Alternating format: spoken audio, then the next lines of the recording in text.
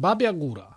Nie jest to jednak ta słynna Babia Góra z Beskidu Żywieckiego, najwyższy szczyt Beskidów, którą znają turyści z całej Polski i być może znasz ją i ty. Tutaj chodzi o dużo mniejsze, skromniejsze i niepozorne wzgórze nad Doliną Dunajca. Ale jest tutaj coś, co zupełnie cię zaskoczy. To miejsce jest znacznie starsze i ma większą historię. Od samej żywieckiej Babiej Góry. I gdy teraz patrzysz na to ujęcie z góry, to myślę, że łatwo zauważyć, że wzniesienie to ma dość charakterystyczny kształt. Widzimy tutaj niewielki cypel, oddzielony od reszty grzbietu stromym obniżeniem terenu.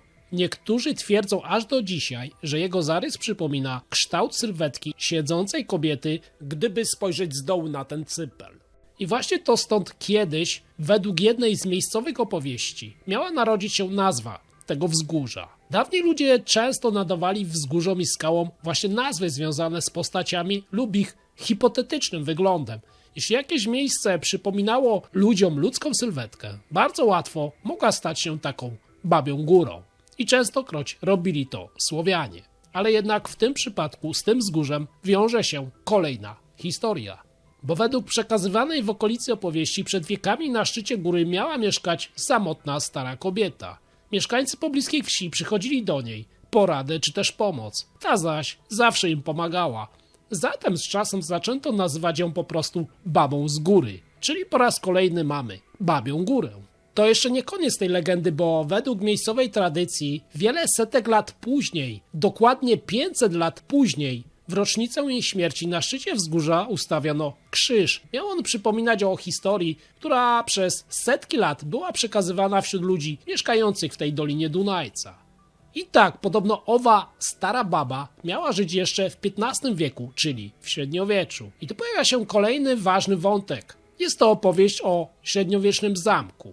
Od lat 50. XX wieku uważano to miejsce za lokację, w której znajdował się średniowieczny zamek. I to właśnie tutaj jeden z bardzo uznanych naukowców, nie będę może cytował, kim była ta osoba, podczas wykopalisk w tamtym dawnym czasie postawił hipotezę, iż miejsce to faktycznie było siedzibą jakiegoś znanego możnowładcy czy rycerza. Ale jak przekonacie się w trakcie tego filmu, po raz kolejny historia nadaje się do poprawy. A na tą zmianę musieliśmy czekać aż ponad pół wieku, by w końcu przekonać się, jaka jest prawda. Ale czy tą prawdę odkryliśmy do końca?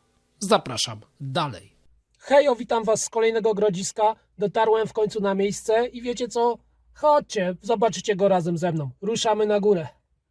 Dziś Babia Góra wygląda bardzo spokojnie. Jest to zalesione wzgórze, cisza, wiatr pośród drzew, które słyszałem będąc tam, na miejscu. Nic nie wskazuje bynajmniej na to, że 2,5 tysiąca lat temu mogło tu dziać się coś bardzo, bardzo ważnego, a jednak ziemia pod stopami zawsze opowiada nam zupełnie inną historię niż to, co czasami znajdujemy na jej powierzchni.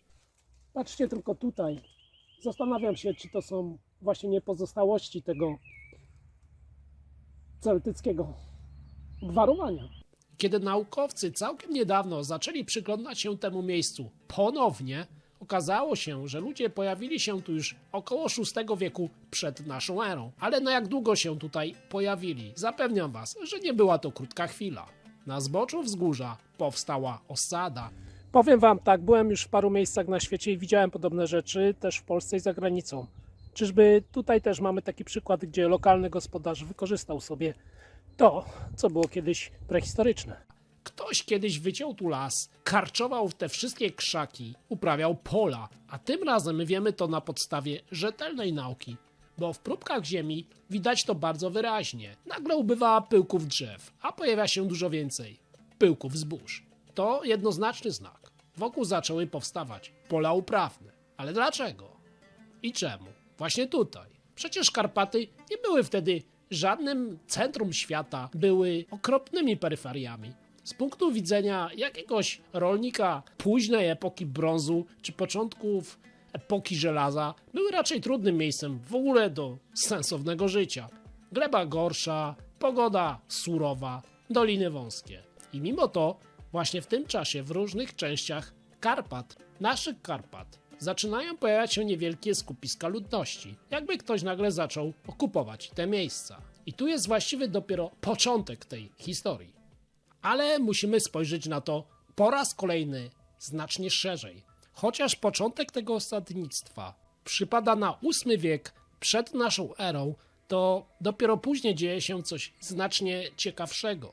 I po raz kolejny Babia Góra jest tylko pryzmatem, przez który musimy spojrzeć na całą Europę. Bo im bliżej końca starożytności, to tym bardziej w Europie Środkowej pojawiają się Celtowie. Jest to społeczność, która przyniesie nowy sposób życia. Ich świat w tamtym czasie szybko zacznie się rozrastać, ekspandować. Handel, szlaki, kontakty między różnymi regionami. Wszystko zaczyna gwałtownie przyspieszać. Możliwe więc, że to właśnie wtedy w naszych Tatrach zaczyna robić się po prostu znacznie tłoczniej. Ktoś z Was mógłby spytać, ale jakie były tego powody, bo przecież nic nie dzieje się bez przyczyny.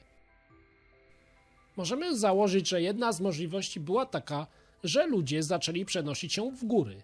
Jeśli gdzieś na niżej położonych terenach nizin pojawili się jacyś nowi osadnicy, silniejsi gracze, lokalne społeczności mogły szukać bezpieczniejszych miejsc. To mogło właśnie wydarzyć się w epoce brązu. Karpackie kotliny mogły być takimi schronieniami, trudniejszymi do zdobycia, ale wystarczającymi, żeby przetrwać. Ale możliwy jest też drugi scenariusz. Być może to właśnie Celtowie zaczęli docierać w głąb naszych gór. Nie zawsze być może z mieczem w ręku, ale na pewno czasami też. Wielokrotnie wystarczał handel, czasem jakiś sojusz, czasem wspólny interes. Karpackie przełęcze były naturalnymi drogami łączącymi północny świat z południowym. I tu ważna rzecz, bo kto kontrolował takie miejsca tranzytu, pasażu, ten kontrolował ruch ludzi, towarów, informacji. Dosłownie rzeczy najważniejszych. Wtedy nawet niewielka osada na wzgórzu, taka jak tutaj, mogła mieć ogromne znaczenie. A ślady z późniejszego okresu sugerują nam, że w okolicy pojawią się ludzie związani z tak zwaną kulturą puchowską, czyli nadal są to wpływy celtyckie z południa. To ludność, która w historii jest nazywana Kotynami. Zakładając, że taki był właśnie rozwój wydarzeń, to Babia Góra mogła znajdować się na obrzeżach świata celtyckiego, w miejscu, gdzie różne kultury spotykały się i mieszały razem ze sobą. Pytanie, czy dochodziło do tego pokojowo, czy z mieczem w ręku? Moim zdaniem takie miejsca rzadko bywają spokojne. Tutaj mogło dochodzić do wymiany towarów, do układów, a w końcu do sporów o ziemię i kontrolę nad szlakiem przynoszącym niezmierne bogactwo. W górach łatwo było się przecież ukryć, ale jeszcze łatwiej było obserwować te doliny i drogi prowadzące przez przełęcze. Miejsce to jest tego doskonałym przykładem. Dlatego niewykluczone, że wzgórze to nie było żadną zwykłą osadą rolniczą. Wkrótce nabrało militarnego ważnego znaczenia. Cała Dolina Dunajca na przestrzeni różnych epok i grody tutaj się znajdujące od zawsze pełniły taką rolę.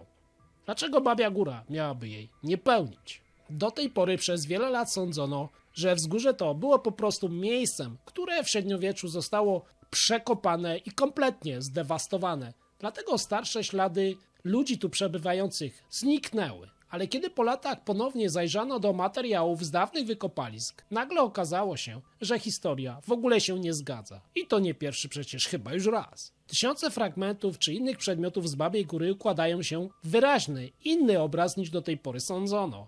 Znaleziska ze średniowiecza i późniejszych czasów leżały tylko tuż pod powierzchnią ziemi. Jest ich mało. Natomiast co ciekawe, ogromna większość materiału pochodziła ze znacznie starszego okresu. Wczesnej epoki żelaza, a to oznacza, że średniowieczny gród w ogóle tu nigdy nie powstał. A wały i fortyfikacje, które przez lata uznawano za średniowieczne, jakże nam bardzo potrzebne, aby w historii wszystko się zgadzało, są w rzeczywistości starożytne. Dlaczego o tym miejscu zapomniano? I wtedy pojawia się najbardziej dramatyczny moment tej historii. Bo w końcu, kiedy naukowcy ponownie przyjrzeli się miejscu dawnego wału obronnego, znowu zaskoczenie. Ziemia miała intensywny kolor, dokładnie taki, jaki powstaje wtedy, gdy wszystko wokół płonie. I tu pojawia się następne pytanie, na które archeolodzy czy historycy często po prostu nie chcą nam odpowiedzieć. Kto to zrobił? A według mnie najbardziej oczywista odpowiedź brzmi: ktoś z zewnątrz wykończył miejscowych. W świecie sprzed 2500 lat takie miejsca miały ogromną wartość strategiczną, tak samo jak zresztą i dzisiaj. A gdy coś ma wartość tego typu, prędzej czy później ktoś będzie chciał to przejąć. Ludzie nie zmieniają się, wbrew pozorom, na przestrzeni wieków. I właśnie w tym czasie, jeszcze raz wam to przypomnę, w Europie Środkowej pojawiają się ci obcy Celtowie. Jedna z najbardziej dynamicznych kultur starożytności. Ich ekspansja często oznaczała przejmowanie ważnych tego typu miejsc. A pamiętajmy, że od epoki brązu bursztynem handlowano już na globalną europejską skalę, bo przecież niedaleko stąd znajdują się Maszkowice, gdzie początki tego handlu sięgają początków epoki brązu. Czy to przypadek, czy nie? Karpaty nie były wyjątkiem. Nie mogły być. Na terenach dzisiejszej Słowacji i na Węgrzech naukowcy znajdują liczne ślady celtyckiej głównej obecności. Wielkie osady, warsztaty, broń, monety. W pewnym momencie ten świat w końcu musiał przecież zbliżyć się do północnej strony Karpat. Dla ludzi z południa Karpat takie miejsce mogło być niezwykle cenne, warte ekspansji. Jeśli oni zaczęli interesować się tym szlakiem, mogli chcieć przejąć kontrolę nad punktem obserwacyjnym, ważnym punktem. I kiedy ktoś, być może miejscowi, nie chcieli oddać tego miejsca po dobroci, musiała wybuchnąć walka. Atak na osadę w górach mógł wyglądać brutalnie, szybko i zakończył się definitywnie. Drewniano-ziemne fortyfikacje były trudne do zdobycia, ale co innego, gdyby je tak podpalić, to była ich wielka słabość. Ogień, jeśli napastnicy po prostu podpalili konstrukcję wału i zabudowania zajęły się w środku, ogień bardzo szybko załatwił całą sprawę. To dokładnie tłumaczyłoby to, co dziś wiedzą już archeolodzy i w końcu to przyznają. Ślady ogromnego pożaru, koniec osady. Czy autorami tego zniszczenia byli Celtowie? Oczywiście nie mamy stuprocentowej pewności, ale moim zdaniem to mogło się wydarzyć. A dalsze znaleziska z Babiej Góry prowadzą nas właśnie w ich stronę. Wśród odkrytych przedmiotów pojawiają się rzeczy, które przybyły naprawdę z bardzo daleka, a to nawet jeszcze tutaj wcześniej, zanim dotarli Celtowie. Ale po kolei. Niezwykła muszla kauri. Teraz będziecie kompletnie zaskoczeni. To jest czas jeszcze, zanim pojawili się tutaj właśnie przybysze z południa. Pierwotnie pochodzi z ciepłych wód Oceanu Indyjskiego, czy nawet Pacyfiku. Jak to w ogóle możliwe? W starożytnym świecie takie muszle często pełniły funkcję pieniądza i odnajdujemy je na takich peryferiach Europy. Mało tego, kolejne znalezisko to przykład paciorka ze szkła ozdobionego charakterystycznym oczkiem. Typ ozdoby dobrze znany już wtedy z obszarów na południe od Karpat. Ale to tylko pojedyncze przykłady, bo coś innego tutaj intryguje dużo więcej. Srebrna moneta. O co chodzi? Monety w świecie Celtów były czymś więcej niż tylko środkiem płatniczym. Czasami mogły nawet nim nie być. Miały funkcję symboliczną. Pojawiały się tam, gdzie rozwijał się handel wymienny i gdzie ktoś kontrolował ważne szlaki. Celtyckie plemiona zaczęły bić własne monety około III i II wieku przed naszą erą, inspirując się wcześniejszymi monetami greckimi i macedońskimi. Przypadek? Bo przecież w Maszkowicach ponad 1000 lat wcześniej pojawili się przybysze z Grecji. Jeśli więc taka moneta trafia do, wydawałoby się, nieistotnej, niewielkiej osady na północnej stronie Karpat, co to może oznaczać? Przez to miejsce przechodził bardzo ważny szlak handlowy. Warto było o to walczyć, a tam, gdzie pojawia się taki handel, pojawia się ta rywalizacja. Dlatego Babia Góra mogła być miejscem ostrego konfliktu, punktem, o który ktoś walczył, bo dawał przewagę nad okolicą i nad drogą prowadzącą przez Karpaty, dalej na północ, początek celtyckiej ekspansji na ziemiach dzisiejszej Polski. Zatem możliwe więc, że ten wielki pożar, który zniszczył osadę, był skutkiem walki. Jeśli tak było, Babia Góra przestaje być jakimś zwykłym, nieistotnym miejscem na peryferiach starożytnej Europy. Staje się lokacją, gdzie 2500 lat temu mogło dojść do starcia dwóch ogromnych światów, dwóch różnic cywilizacyjnych, lokalnych społeczności późnej epoki brązu, północnych Karpatach i nowej, ekspansywnej kultury epoki żelaza, Celtów, przybywających tutaj z południa. A ogień, który spalił tę osadę doszczętnie, mógł być jednym z pierwszych śladów ekspansji celtyckiej w stronę naszego kraju, po polskiej stronie Karpat. I zwyczajowo, czy zgadzacie się z moimi stwierdzeniami? Babia Góra, pierwszy gród celtycki w Polsce. Zapraszam do komentarzy poniżej. A jeśli jesteś tu nowy, pamiętaj o subskrypcji. Pozdrawiam wszystkich, do usłyszenia, do zobaczenia ponownie.